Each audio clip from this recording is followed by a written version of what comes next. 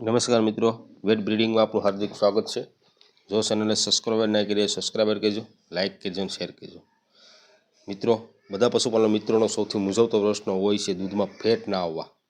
ગાયો ભેંસોના દૂધમાં ફેટ વધારવા ઘણી બધી દવાઓ પાવડરનો ઉપયોગ કરતા હોય છે।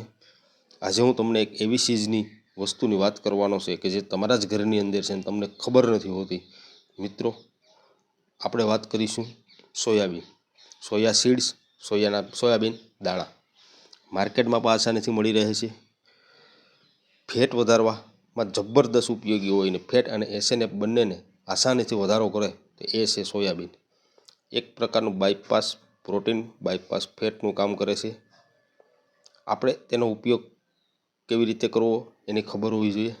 સૌ પ્રથમ તો સોયાબીનને હલવાઈની અંદર એક ગરમ કરવાના છે। ગરમ કર્યા બાદ તેને ઠંડા પડી જવા દેવાના, ત્યારે તેનો પાવડર તૈયાર કરવાનો છે।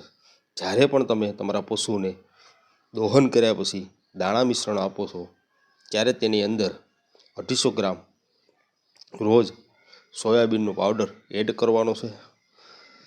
મિત્રો, રિઝલ્ટ તમે નહીં જોયું હોય એવું વિચાર્યું નહીં હોય એવું રિઝલ્ટ તમને મળશે। મિત્રો, માત્ર 250 ગ્રામ રોજ ગાય ભેંસને આપવાનો છે। તમે જે દાણા મિશ્રણ આપો છો એની અંદર એ માત્ર સંતુલિત હોવું જોઈએ। તમે જે પણ દાણા મિશ્રણ આપો છો એ સંતુલિત હોવું જોઈએ।